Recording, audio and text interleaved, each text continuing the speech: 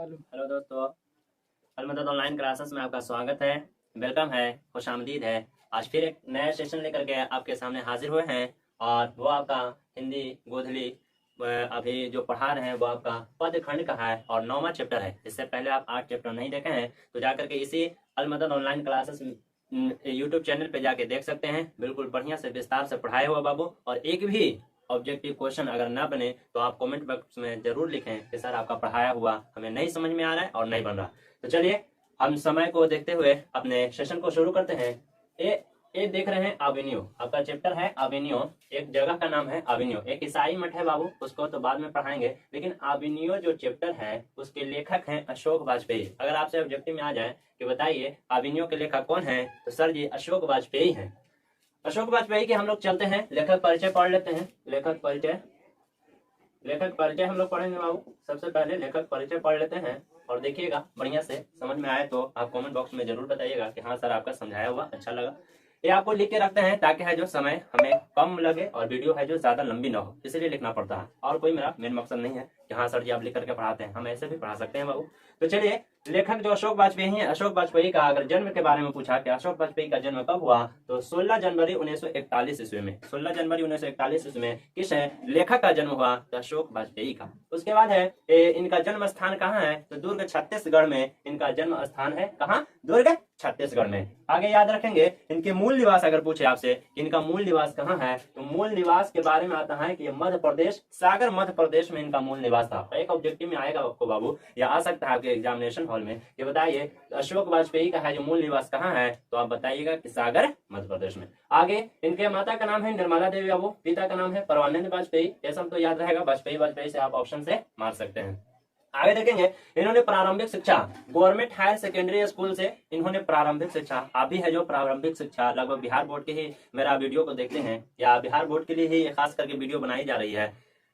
तो प्रारंभिक शिक्षा हम लोग लगभग बच्चे हैं जो 95 है जो कहाँ से करते हैं, तो अपने ग्रामीण इलाके से करते हैं। तो इन्होंने भी है जो अशोक वाजपेयी ने भी प्रारंभिक शिक्षा गवर्नमेंट हायर सेकेंडरी स्कूल से इन्होंने प्रारंभिक शिक्षा प्राप्त किए या ग्रहण किए। आगे चलेंगे, सागर विश्वविद्यालय से इन्होंने बीए किया। अगर आपसे कोई पूछे कि अशोक वाजपेयी जो हैं वो किस विश्वविद्यालय से और कहाँ क्या किए थे, तो वो सागर विश्वविद्यालय से बीए किए थे। आगे चलेंगे, इन्होंने एमए कौन से सब्जेक्ट से किया, तो एमए इन्होंने अंग्रेजी विषय में और सेंट स्टीफेंस कॉलेज। अगर आपका कॉलेज का नाम पूछे कि अशोक वाजपेयी का जो एमए किए थे वो कॉलेज का नाम क्या है, तो सर ये सेंट स्टीफेंस कॉलेज दिल्ली में। इन्होंने अंग्रेजी सब्जेक्ट में, अंग्रेजी विषय में इन्होंने क्या किया था, तो एमए किए थे।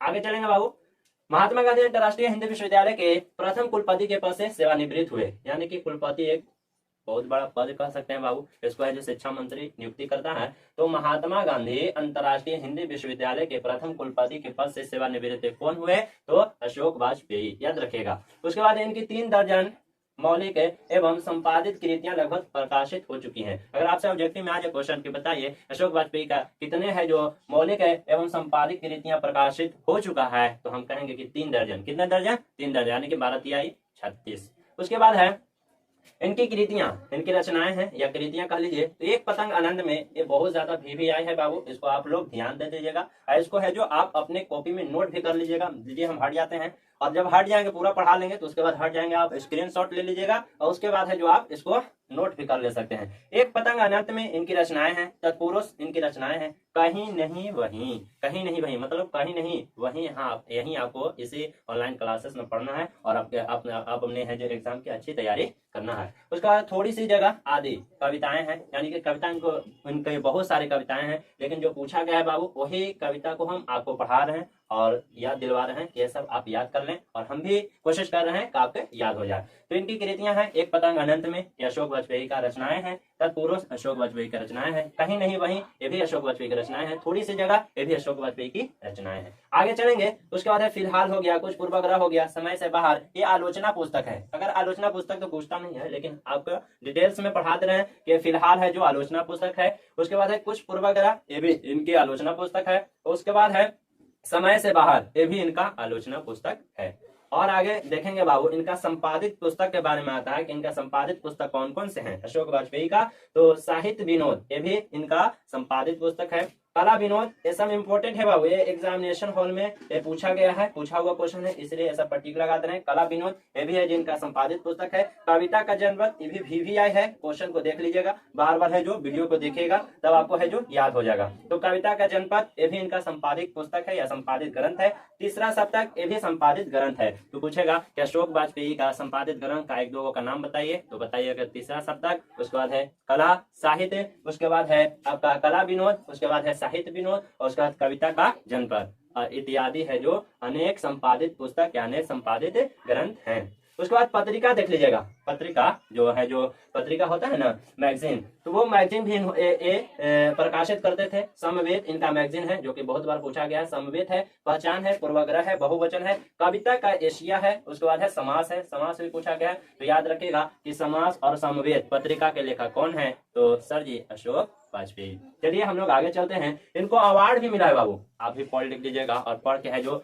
अच्छे पोस्ट पे चला जाइएगा तो आपको भी अवार्ड मिलेगा। अभी देखें आपको है जो मोहम्मद शमी, उन्होंने है जो खेल में है जो अच्छा प्रदर्शन दिखाया और अपने देश के लिए देखिए है जो एक अच्छे टीम कहलाए और उनको है जो अर्जुन अवार्ड दिया गया। तो उसी तरह से आपको भी है हर क्षेत्र में जाएं और बढ़िया तरीके से काम करें, वहां भी आपको भी अवार्ड से है जो भारत सरकार नवाजेगी। तो अवार्ड देख लीजिएगा, अशोक वाजपेयी को है जो साहित्य अकादमी पुरस्कार इनको मिल चुका है, दयावधि मोदी कवि शेखर सम्मान मिल चुका है, फ्रेंच सरकार का officer of the order of cross 2004 इसमें में सम्मान से नवाजा गया है। ये याद मत रखिएगा, दो याद रखिएगा कि अशोक वाजपेयी को साहित्य अकादमी पुरस्कार, उसके बाद है दयावधि मोदी कवि शेखर सम्मान, ये दो ज्यादा पूछता है इसलिए आप दो को याद रखिएगा। उसके बाद है भारतीय प्रशासनिक सेवा में कई पदों पर कार्य किए हैं, एक पद पे कार्य नहीं किए हैं, मतलब भारतीय प्रशासनिक सेवा में कई पदों पर इन्होंने अपने कार्य को किया है, अपने आपको है जो उसमें समय दिया है। उसके बाद भारत सरकार की कला एकेडमी के निर्देशक हैं और ये भारत सरकार की कला एकेडमी के निर्देशक भी कहलाते हैं। तो ये रहा बाबू अशोक वाजपेयी का बिल्कुल है जो लेखक परिचय। और अभिनयो के बारे में अब हम आपको समझाएंगे कि अभिनयो एक ईसाई मठ है और अभिनयो में ईसाई मठ में है जो कवि है जो अशोक वाजपेयी क्या करने गए थे। तो इसी वीडियो में कहीं जाने की जरूरत नहीं है, इसी वीडियो में मैं फिर से है जो जल्दी इसका ऑब्जेक्टिव बता देता हूँ। अशोक वाजपेयी का जन्म कब हुआ, तो सर ये 16 जनवरी 1941 ईस्वी में। उनका मूल निवास कहाँ, तो मूल निवास है जो सागर मध्य प्रदेश में। उसके बाद है उनके है जो पिता का नाम तो परमानंद वाजपेयी, माता का नाम है तो निर्मला देवी। उसके बाद है इनका है जो कहाँ जन्म लिए थे, तो दुर्ग छत्तीसगढ़ में। उसके बाद है इनके अनेक रचनाएं हैं, जैसे में है जो एक पतंग अनंत में इनकी रचनाएं हैं। उसके बाद है आप एक देख लीजिएगा, तत्पुरुष है कहीं नहीं वहीं थोड़ी सी जगह आदि अनेक कविताएं या अनेक रचनाएं हैं। तो एक भी ऑब्जेक्टिव नहीं छूटेगा बाबू, दोबारा वीडियो देख लीजिएगा और आपको ज्यादा वक्त नहीं, बस 20 मिनट आप दे दीजिएगा, ये चैप्टर आपका पूरा। अभिनयो है क्या, तो देखिए बाबू, अभिनयो एक शहर का नाम है, एक गाँव का नाम है, एक बस्ती का नाम है। अभिनयो दक्षिण फ्रांस का एक मध्ययुगीन ईसाई मठ था।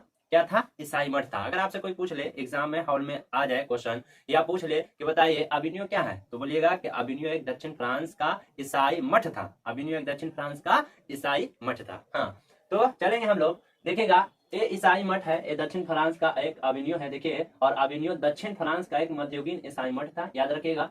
उसके बाद है ये लेखक को है जो यहाँ आमंत्रित किया गया था। हुआ यूं कि लेखक जो है अशोक वाजपेयी, इनको है जो आमंत्रित किया गया था, इनवाइट किया गया था, और ये है जो 19 दिनों तक वहां रहे थे। याद रखिएगा कि लेखक है जो कितना दिन है जो अभिनयो शहर में जाकर के रहे, तो 19 दिन। कितने दिन दोस्तों, तो 19 दिन। लेखक 19 दिन रहे। और लेखक का क्या काम रहता है बाबू, लेखक का काम होता है गद्य को लिखना। क्या लिखना, तो गद्य या पद को लिखना, यानी कि कविता या कहानी को लिखना। तो ये प्रतिदिन गद्य और कविता लिखते थे। प्रतिदिन है जो अशोक वाजपेयी अपने साथ है जो गद्य और कविता लिखते थे। और अपने साथ जब अभिनयो गए थे तो बाबू है जो संगीत के है जो क्या लेकर के गए थे, तो संगीत के कुछ टाइपराइटर लेकर गए थे। देखिएगा यहाँ पर है कि अपने साथ जो लेकर के गए थे, तो वो साथ में लेकर गए थे हिंदी का टाइपराइटर लेकर के गए थे। उसके बाद है 3-4 पुस्तकें एवं संगीत के टेप्स लेकर के गए थे। संगीत के टेप्स मतलब रास्ते में आप लोग भी जाते हैं टूर पर, तो है जो एंजॉय करने के लिए आप है जो मोबाइल लेकर जाते हैं। तो उसी तरह से ये जो लेखक अभिनयो, इनको आमंत्रित किया गया था। और इसको आमंत्रित बुलाया था कौन, याद रखिएगा, तो एक पीटर ब्रूक है। इसको है जो पीटर ब्रूक का विवादास्पद महाभारत प्रस्तुत होने वाला था, और इनको है जो वहां निमंत्रण मिला था, मतलब पीटरब्रुक का जो महाभारत प्रस्तुत होने वाला था अविनियो में, तो यही अविनियो में है जो महाभारत को देखने के लिए अविनियो में है जो अशोक वाजपेयी को आमंत्रित किया गया था। तो ये है जो जब जाने लगे तो साथ में है जो हिंदी के कुछ टाइपराइटर लेकर गए थे, 3-4 पुस्तक भी लेकर के गए थे, और है जो संगीत के कुछ टेप्स भी लेकर के गए थे। रात में है जो इस रास्ते में है जो गुनगुनाने के लिए है जो मन नहीं लगा तो है जो उसको सुनने के लिए, तो हिंदी के कुछ है टेप्स लेकर के गए थे, याद रखिएगा। तो ये अपने साथ जहां कहीं भी रहते थे वो अपना बुक भी लेकर के जाते थे। देखिए 3-4 पुस्तकें भी लेकर गए, हिंदी का कुछ टाइपराइटर भी लेकर के गए, और संगीत के कुछ टेप्स भी लेकर गए। अगर पूछेगा आपसे कि अविनियो में है जो लेखक अशोक वाजपेयी कितने दिनों तक रहे थे, कितने साल तक, तो ये 10 वर्ष अविनियो में रहे थे। 10 वर्ष पहले अविनियो गया था, 10 वर्ष नहीं बल्कि ये 19 दिनों तक वहां रहे थे। लेकिन पूछेगा कि अशोक वाजपेयी जो लेखक हैं वो अविनियो में कितने वर्ष पहले गए थे, तो 10 वर्ष पहले। सर जी 10 वर्ष पहले। उसके बाद है वो अविनियो में है जो 19 दिनों तक वहां रहे थे बाबू, और प्रतिदिन एक गद्य लिखते थे, कविता लिखने का काम करते थे। हम कहीं जाएंगे तो क्या करेंगे बाबू, हम भी है जो जहां कहीं जाएंगे तो है जो पढ़ाने वाला बात बोलेंगे, या पढ़ाएंगे ही जाकर के, कहीं भी रहेंगे तो पढ़ाएंगे ही, क्योंकि मुझे यही कला है, मुझे यही कला आता है। आपके पास क्या कला है, जो कला है वो दुनिया को आप बांटिएगा। तो उसी तरह से जिसके पास जो कला रहता है वो इंसान जहां कहीं भी रहता है वो उस कला को बांटने का काम करता है। तो यह ललित रचना, यह ललित रचना, ये ललित रचना है बाबू, दिखाती है कि रचनाएं कैसे कैसे रूप आकार ग्रहण करती हैं। अगर आपसे पूछे कि यह ललित रचना दिखाती है कि रचनाएं कैसे कैसे रूप आकार ग्रहण करती है, यानी कि रूप ग्रहण करती है। जैसे आप कविता लिखना शुरू कीजिएगा, कोई कहानी लिखना शुरू कीजिएगा, कोई है जो मतलब आप है जो संगीत यानी कि गाने लिखने के शुरुआत कीजिएगा, तो शुरू में आप क्या लिखेगा कि एक लड़का था, मैं उसको पढ़ाता था, वो बहुत अच्छा पढ़ने में था, वो पढ़ लिख करके है जो अपने गांव का नाम रोशन किया। इस तरह से आप कविता लिखेगा। और जो गाने लिखेंगे वो अपने ही भाषा में कुछ गाना भी लिखेंगे। तो शुरुआत जब करते हैं तो हमारे मन में है जो धीरे धीरे बात ना जाने कहां से आते जाता है, और हम है जो उसको लिख डालते हैं। तो आप भी यहाँ से शुरुआत कीजिए अपने डायरी लिखने का, अपने बारे में खुद को लिखने का, दूसरे जो लेखक लोग हैं उनके बारे में कुछ लिखने का। तो शुरू कीजिएगा तो आपको है जो मन में अनेक लफ्ज, अनेक वर्ड है जो आते जाएंगे। ठीक है, तो ये भी हो गया। उसके बाद है अविनियो कभी पोप की राजधानी हुआ करते थे। अगर पूछेगा कि अविनियो किसकी राजधानी हुआ करते थे, तो कभी ये पोप की राजधानी हुआ करती थी अविनियो शहर। अब फ्रांस यूरोप का एक अत्यंत लोकप्रिय रंगमंच समारोह था। पूछेगा कि अत्यंत लोकप्रिय रंगमंच समारोह कहाँ में होता था, अविनियो में। और अविनियो में कहाँ कहाँ, तो फ्रांस और यूरोप में। फ्रांस और यूरोप में रंगमंच समारोह, अत्यंत लोकप्रिय रंगमंच समारोह होता था। ऑब्जेक्टिव में आ जाए कि निम्नलिखित में से कौन कौन से शहरों में, कौन से शहर में है जो रंगमंच समारोह होता था, तो अविनियो में। अविनियो में कहाँ, तो ये फ्रांस और यूरोप में। आगे चलिएगा कि हाँ, ये मेन इंपॉर्टेंट क्वेश्चन है बाबू को, रोन नदी के किनारे और एक और है जो, अगर पूछेगा कि अविनियो कहाँ बसा था, तो अविनियो है जो रोन नदी के किनारे पर बसा था। दक्षिण फ्रांस में रोन नदी के किनारे अविनियो था। अविनियो कहाँ था, तो दक्षिण फ्रांस में रोन नदी के किनारे क्या था जी, तो अविनियो था। ऑब्जेक्टिव में आएगा कि बताइए निम्नलिखित में से अविनियो कहाँ था जी, तो दक्षिण फ्रांस में रोन नदी के किनारे। दक्षिण फ्रांस में रोन नदी के किनारे। आगे देखिएगा, समझिएगा दोस्त। उसके बाद है एक और है था अविनियो और दूसरी ओर था विल्नव। एक और दक्षिण फ्रांस के एक और था अविनियो और दूसरी ओर अगर देखा जाए तो विल्नव था, विल्नव। और इसको क्या कहेंगे, तो अविनियो का नया गांव या नया बस्ती, अविनियो का नया गांव या नया बस्ती। तो पूछेगा ऑब्जेक्टिव में कि बताइए एक और है जो अविनियो था, दूसरी ओर क्या था, तो विल्नव था। और विल्नव को क्या कहते हैं, तो अविनियो दक्षिण फ्रांस का है जो अविनियो का है जो नया गाँव या बस्ती। उसके बाद है ईसाई मठ ला शत्रुज। ईसाई मठ को क्या कहते हैं, ईसाई मठ का एक और नाम था बाबू ला शत्रुज, यानी कि ईसाई मठ को एक और नाम से जानते हैं ला शत्रुज। और यहाँ पर विल्नव में है जो पुस्तकों और पत्रिकाओं की दुकान रहा करती थी। उसके बाद अविनियो फ्रांस का एक कला केंद्र रहा है। ये भी ऑब्जेक्टिव है बाबू। पूछेगा कि अविनियो है जो कहाँ का कला केंद्र रहा है, तो सर ये अविनियो है जो फ्रांस का एक कला केंद्र रहा है, फ्रांस का एक कला केंद्र रहा है। उसके बाद यह ललित रचना अविनियो नामक गद्य एवं कविता के सृजनात्मक संग्रह से लिया गया है। अगर पूछेगा आपको ऑब्जेक्टिव क्वेश्चन में या एग्जामिनेशन हॉल में आ जाए कि ये जो अविनियो है वो कैसी रचना है, तो सर ये ललित रचना है। अविनियो में कौन कौन से है जो गद्य है या कविता का सृजनात्मक संग्रह है, अविनियो कहाँ से संकलित है, तो अविनियो नामक गद्य एवं कविता के सृजनात्मक संग्रह से संकलित है या लिया गया है। पिकासो की कृति। अब पूछेगा कि पिकासो की कृति क्या थी, तो ला मादा मोजेल द अविनियो, ला मादा मोलेज द अविनियो। मतलब पिकासो की कृति बहुत इंपॉर्टेंट है बाबू कि पिकासो की कृति का नाम क्या है, तो ला मादा मोजेल द अविनियो। तो इस तरह से बाबू हाँ, एक और बात छूट रही है कि दक्षिण फ्रांस में है जो अविनियो में जब गए अशोक वाजपेयी, तो उन्होंने जो 24 अक्टूबर से जाकर के है 1994 तक, यानी कि कुल 19 दिनों तक वहां रहे, और वो 10 नवंबर 1994 दोपहर तक है जो रहे थे। उसके बाद है 24 अक्टूबर से लेकर के है 1994 में गए थे, और 10 नवंबर 1994 दोपहर तक वो वहां रहे थे, यानी कि कुल है जो 19 दिनों वहां पड़ी रहे थे दक्षिण फ्रांस अविनियो में। कौन? तो लेखक अशोक वाजपेयी। तो ये ऑब्जेक्टिव ये समझे बाबू कि अविनियो क्या था। तो सर जी अविनियो क्या है? तो दक्षिण फ्रांस का एक ईसाई मठ युगीन है, ईसाई मठ है। उसके बाद है अविनियो के एक तरफ अविनियो है, दूसरी ओर क्या है? तो विल्नब है। विल्नब को क्या कहते हैं? तो अविनियो का एक बस्ती है, या अविनियो का एक नया बस्ती या नया शहर भी कह सकते हैं। उसके बाद है पिकासो की कृति का नाम क्या है? तो ला मादा मुझे या ला मादा मोलेज का अविनियो। उसके बाद और है जो कितने वर्ष पहले है जो अविनियो में लेखक गए थे? तो 10 वर्ष पहले सर जी गए थे अविनियो में। उसके बाद है अविनियो कहाँ का कला केंद्र है? तो अविनियो फ्रांस का एक कला केंद्र है। इस तरह से आपको है जो समझ में आया। उसके बाद चलेंगे एक टिप्स और है, एक पार्ट में और देखेंगे। तो जब नदी के किनारे भी नदी है, ये आपका शीर्षक से आपका अविनियो में ही इंक्लूड है चैप्टर। तो अशोक वाजपेयी है जो नदी रोन नदी के किनारे तट पर बैठे थे। अशोक वाजपेयी है जो रोन नदी के किनारे बैठे हैं, और बैठ करके है जो कैसा अनुभव फील करते हैं वो शेयर किए हैं, वो बताएं आप लोगों को। आप लोग है जो कहीं बाहर घूमने जाते हैं, एग्जाम दे लीजिएगा, उसके बाद बाहर घूमने जाइएगा, तो आप जाइएगा तो प्राकृतिक चीजों को देखिएगा, तो वहाँ बहुत अच्छा फील होगा, और फील होने के साथ साथ है जो वहाँ अच्छे अच्छे मन में विचार आएंगे। तो उसी तरह से कवि लेखक को भी, अशोक वाजपेयी को भी मन में विचार उत्पन्न होते हैं कि अशोक वाजपेयी रोन नदी के किनारे तट पर बैठे हैं, यानी कि रोन नदी के किनारे बैठे थे। उसके बाद है लेखक को ऐसा लगता है कि जल स्थिर है और तट ही बह रहा। बहुत इंपॉर्टेंट लाइन है कि लेखक अशोक वाजपेयी को ऐसा लगता है कि जल स्थिर है और तट ही बह रहा है। आप नदी के किनारे कहीं भी बैठ जाइएगा तो ऐसा लगेगा कि हम बैठे हुए हैं, और मतलब जल स्थिर है और तट है जो बहते जा रहा है। आप गाड़ी पे भी बैठेंगे तो ऐसा लगेगा कि हम तो बैठे के बैठे हैं, लेकिन है जो रास्ता है जो बढ़ रहा है तो बढ़ रहा है, बहुत ज्यादा स्पीड में चल रहा है। उसी तरीके से लेखक को भी लगता है कि नदी रोन नदी के किनारे बैठे रहते हैं तट पे किनारे में, और देखते हैं कि जल स्थिर है, यानी कि जल नहीं बह रहा है, तट ही बह रहा है, यानी कि नदी का है जो रास्ता ही बह रहा है, रास्ता ही बह रहा है, ऐसा लेखक को कहना है कि जल स्थिर है और तट ही बहता है या बह रहा है। नदी के पास होना नदी के समान होना है, यानी कि आप नदी के पास होइएगा तो ऐसा लगता है कि नदी में हम भी है जो घुल मिल गए हैं। नदी के पास होना ही नदी होना है, आपके बुक में ही है लाइन इंक्लूड। तो ऐसा लगता है कि नदी को देखते देखते ऐसा लगता है कि हम नदी में विलीन हो गए हैं। तो उसी को कहा गया है कि नदी के पास होना ही नदी ही के पास होना ही नदी ही होना है। उसके बाद है विनोद कुमार शुक्ल, तो नदी के पास होना ही नदी ही होना। विनोद कुमार शुक्ल अपनी एक कविता में नदी चेहरा लोगों से मिलने की बात करते हैं, यानी कि विनोद कुमार शुक्ल जो अगला चैप्टर में आप पढ़िएगा, मछली इनका चैप्टर है, मछली इन्होंने कहानी को लिखा है। तो विनोद कुमार शुक्ल जी अपनी एक कविता में लिखते हैं कि नदी चेहरे लोगों से मिलने की बात करते हैं, नदी चेहरे लोगों से मिलने की बात करते हैं, नदी चेहरा लोगों से मिलने की बात करते हैं। कौन? तो विनोद कुमार शुक्ल, यानी कि रोन नदी के तट पे बैठे हुए हैं और इनको मन में एक ख्याल आ रहा है कि है जो हम अशोक वाजपेयी की जो कविता है नदी चेहरे लोगों से, उनको से है जो मिलने की बात करते हैं। उसके बाद है नदी किसी को अनदेखा नहीं करती है बाबू।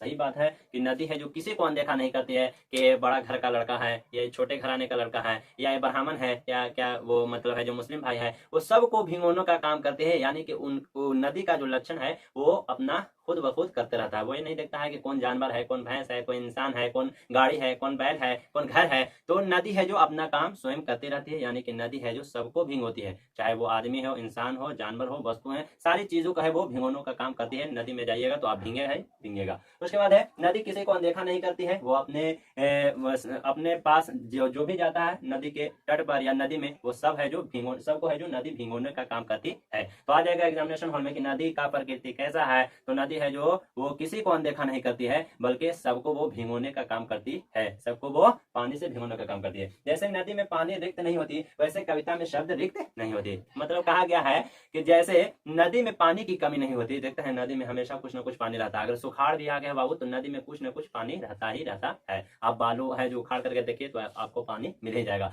तो कह रहा है अशोक वाजपेयी कि नदी में जिस तरह से पानी की कमी नहीं होती है, उस तरह से है जो उस तरह से है जो कविताओं में शब्दों की कमी नहीं होती। बात सही है। जब कविता लिखेगा तो उसमें शब्द है जो न जाने कहां से है जो शब्दों का भंडार आ जाता है, वो है जो शब्दों से भरपूर रहता है कविता। जब शब्द ही नहीं रहेगा तो कविता किस बात की, और कविता काहे को कहलाएगा। और जब पानी नहीं रहेगा तो नदी किस काम की कहलाएगा। तो नदी में हमेशा पानी रहा करते हैं बाबू। सुखाड़ में भी है जो आप नदी को खोदिएगा तो बालू के बाद पानी आपको मिल जाएगा। तो नदी में है जो शब्दों की, नदी में है जो पानी की कमी नहीं होती है, और कविताओं में है जो शब्दों की कमी नहीं होती है। ये डिफाइन कर दिए। अगला, नदी की समानता कविता से करते हैं। ये नदी की समानता है जो किससे करते हैं, तो नदी की समानता लेखक है जो कविता से करते हैं। जिस तरह से नदी की समानता, बार बार है जो नदी की समानता कविता से करते हैं, कि जिस तरह से नदी में है जो पानी की कमी नहीं होती है, उस तरह से कविता में भी है जो शब्दों की कमी नहीं होती है। ठीक है, जिस तरह से नदी के पास जाकर के लोग है जो नदी में है जो विलीन हो जाते हैं, उसी तरह से कविता को है जो सुन के है जो लोग है जो विलीन हो जाते हैं। हवा हूँ बसंती हवा हूँ, सुनो बात मेरी बसंती हवा हूँ। इस तरह से और ना जाने कैसी क्या क्या कविताएं हम लोग है जो पढ़ाई के दरमियान है जो पढ़ते थे, गाते थे भी। तो इस तरह से हम लोग कविता में भी लीन होने का काम करते हैं। जिस तरह से नदी के तट पे आप जाइएगा तो वहां भी लीन हो जाइएगा। उसके बाद है, ना जाने नदी में जल कहाँ कहाँ से आकर मिलते हैं। यानी कि नदी में है जो बाबू जल कभी आपके घर से, कभी है जो मतलब है जो ना जाने नदी में है जो बहुत जगहों से, बहुत घरों से, बहुत शहरों से, बहुत है जो नदियों नालों से आकर के है जो नदी में आकर के पानी मिलते हैं, और आकर के वो पानी है जो अपना एक रंग और रूप ले लेती है। तो कहते हैं कि ना जाने नदी में कहाँ कहाँ से पानी आकर के मिलते हैं, ठीक उसी तरह से कविता में है जो शब्द है ना जाने कहाँ कहाँ से आकर के मिलते हैं। यानी कि कविता और नदी, कविता में और नदी में इतना समानता बताते हैं कवि अशोक वाजपेयी कि लेखक अशोक वाजपेयी, कि जिस तरह से नदी में है जो पानी है जो अनेक घरों से, अनेक धाराओं से, अनेक शहरों और कस्बों और गांवों से आकर के मिल जाते हैं, ठीक उसी तरह से कविताओं में है जो ना जाने शब्द कहाँ कहाँ से मिलकर है जो कविता का निर्माण कर लेते हैं। आगे चलेंगे, नदी के तट पर बैठना भी नदी के साथ बहना है। यानी कि नदी के तट पे, नदी के किनारे आप बैठे रहिएगा तो एक समय ऐसा रहेगा कि नदी के तट के साथ आप भी बह रहे हैं। तो वैसा नहीं होना चाहिए बाबू। नदी में देखते देखते नदी में गिर भी जाइएगा। इस तरह से ऐसा भी होता है हम लोग को कि एक टक लगा के अचानक हम देख रहे हैं तो देख रहे हैं, देख रहे हैं तो देख रहे हैं, नदी में ऐसा हुआ कि हम ही नदी में गिर गए और भीग गए। तो नदी के तट पर बैठना भी नदी के साथ बहना है। यानी कि आप नदी के किनारे बैठिएगा तो ऐसा महसूस होगा, ऐसा आपको अनुभव होगा कि नदी के साथ हम भी बह रहे हैं। उसके बाद है, अगर लेखक कहते हैं अशोक वाजपेयी कि कहते हैं कि अगर मुझसे पूछा जाए कि कैसी तुम नदी हो, तो हम कहें कि जैसी तुम कविता हो। कैसी तुम नदी हो जैसी तुम कविता हो। यानी कि यहाँ पर कहते हैं कि अगर हमसे पूछे विनोद कुमार शुक्ल जी अपने कविता के बहाने के नदी चेहरे लोगों से पूछे कि कैसी तुम कविता हो, तो हम कहें कि जिस तरह से जैसी तुम कविता हो। यानी कि एक नदी और कविता में इतना समानता बताते हैं कि जिसका कोई हद नहीं। उसके बाद एक क्वेश्चन भी आता है कि नदी में और कविता में किस तरह का समानता है, किस तरह से संबंध है, तो हम कहेंगे कि जिस तरह से है जो नदी में पानी की कमी नहीं होती है, उस तरह से कविताओं में शब्द की कमी नहीं होती है। नदी के तट पे लोग बैठते हैं तो वो नदी में विलीन हो जाते हैं। नदी के तट पर है जो बैठना मानो है जो नदी के समान बहना है। ठीक उसी प्रकार से जब कविता लिखने शुरुआत कर देते हैं या कविता पढ़ना शुरुआत करते हैं तो कविता में लोग लीन हो जाते हैं और कहाँ कहाँ से शब्द आकर के मिलने लगते हैं जिसका कोई ठिकाना नहीं होता है। उसके बाद है कि लेखक अशोक वाजपेयी नदी के तट पर बैठकर कैसा अनुभव होता है। तो लेखक अशोक वाजपेयी को नदी के तट पर बैठकर ऐसा अनुभव होता है कि जल स्थिर है और तट ही बह रहा है। यानी कि जल के किनारे हम बैठे हैं और जल स्थिर है और तट ही बह रहा है, ऐसा अनुभव लेखक अशोक वाजपेयी को महसूस होता है। तो पूरी कविता पूरी है जो हमने ललित रचना बताया, उसके बाद है नदी के बारे में बताया बाबू, उसका अशोक वाजपेयी के है जो लेखक परिचय बताया। ये वीडियो बनाने में बहुत ज्यादा टाइम भी लगता है, इसका एडिटिंग फॉर्मेटिंग करने में बहुत ज्यादा मेहनत है बाबू। तो इस मेहनत को आप देखें कितना प्यार करते हैं और अच्छा लगे तो अपने दोस्तों में भी शेयर करें, लाइक करें।